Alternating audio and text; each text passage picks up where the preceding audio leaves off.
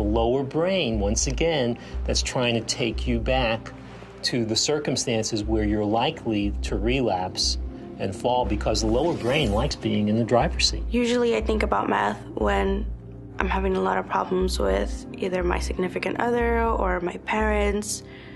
Relationships in general are very hard. Triggers with my mom run deep, run very deep.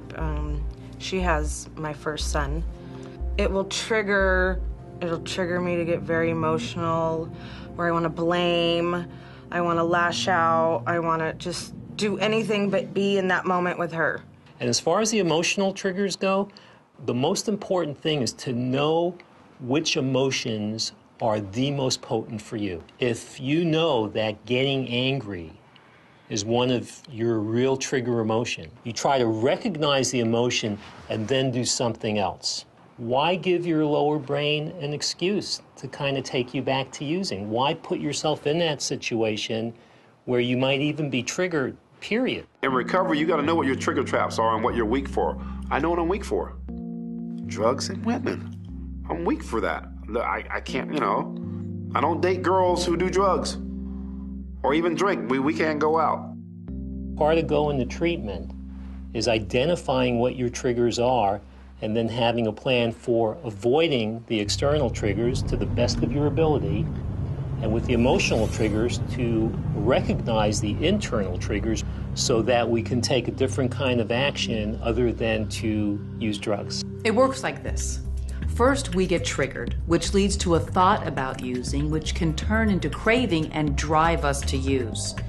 We have to stop this trigger, thought, craving process right after the thought, before it becomes a craving and gets out of control. In treatment, we learn tools to accomplish this. I know I don't have an appointment, but it was either come here or go to a bar. Come on back. So you found out that you don't make what you deserve. They won't even talk to you about it. And the anger triggers you to want to think about using again.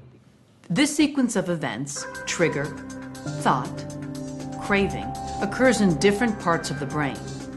When we come into contact with a trigger, it leads to a thought about using. And as this thought continues, craving sets in. If we stay in the situation or move toward the drug, the craving gets stronger. At some point, the craving takes control and we do whatever it takes to get more meth.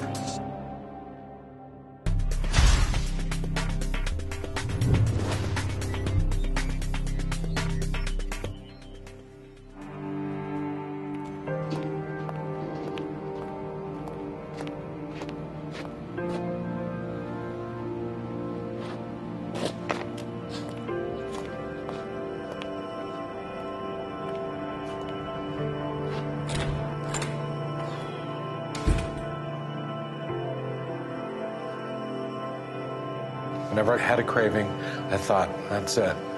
I've got the craving. There's just nothing I can do. I'm an addict. I have cravings. I have to use. When I crave meth, I gotta go. I need it. It's like a firecracker going off. It's that quick. I mean, it doesn't come at me slow. I don't see it coming. It's just, I'm sitting here talking to you now, and I might walk out the door and it'll be on me. Parts of our brain tell us when to take action and when to hold back. For example, if we see a new car we really want, the lower brain tells us, buy it. But the upper brain asks, can you really afford this? When our brains are healthy, the upper and lower brains communicate to help us make good decisions. Meth makes the lower brain really strong. A trigger produces an intense go response to use. On top of that, the upper brain has been weakened. It's as if we've lost our brakes and our impulse to use is speeding out of control. Now that I have this reason that makes sense. Okay, this is upper, this is lower brain. And not just, oh, this is lower brain, it's not my fault. I'm an addict, it's not my fault. But to be able to say, I see what's happening, let me stop it before it gets out of control. Just because I have a craving, I can breathe, I can work through it. There are people I can talk to. So now we know it's possible to manage our cravings. And when we do, they gradually get less intense.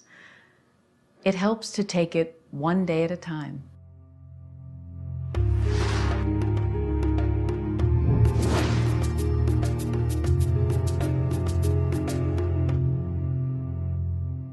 They say the first 60 days is just for the cloud to lift.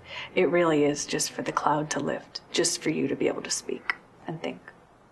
I'd like to talk a little bit about the stages of recovery so that you kind of have a roadmap for what to expect depending on where you are at this point in time. And the first stage, obviously, is the withdrawal stage. Every day, I was depressed. The first 7 days, I wanted to go and get some more. I wanted to go out and smoke. You don't want to do anything. You know, you're just in a state where you're not sure what's going on and nothing sounds fun and you'd just rather sleep. I was just so depressed with what I've done with my life, and I just was just dragged through the day and would just do the bare minimum to get by. In the first stage of recovery, withdrawal, we feel exhausted and low. Our brains have less dopamine and fewer receptors and transporters, making it difficult to function. After withdrawal, there's a stage of recovery in which people often feel a lack of pleasure. Some call it hitting the wall. Feeling good without meth takes time. I had been going to the dances, had all the new friends, everything was great. I got an apartment and I just slept. I just went into this funk where I just wanted to sleep. Sometimes cravings come back. Sometimes you're really tired. You can't get out of bed. You really feel angry. We know that meth affects the reward center of the brain by draining our dopamine supply. Activities that used to be fun and give us joy now disappoint us because they seem to lack the spark of life. Even after we stop using, this part of the brain takes time to heal, but it does recover. Because this can happen rather quickly, it can really knock you off your game. And if you haven't relapsed up to now, this is actually the most common time for relapsing, which usually happens around 45 or 60 days into your recovery. I relapsed 2 months after I started the program. And that was because those first 2 months were really hard for me. In this stage, we find it difficult to think clearly and focus. Sometimes it feels like we'll be stuck here forever, and we may think, if this is sobriety, forget it. That's why relapse is common here. I started to question whether I could really do it, whether I was ever going to get to the point where I would really feel normal again, whatever normal was. In early recovery, many of us have trouble feeling pleasure. But if we can get through all this, it shows that our brain is healing. It still took me about 4 or 5 months to feel happy. Everything downtown was always black and white to me. At the rehab I was in, we had a 24-hour pass. And when we got off the freeway and I saw downtown, it was all in color.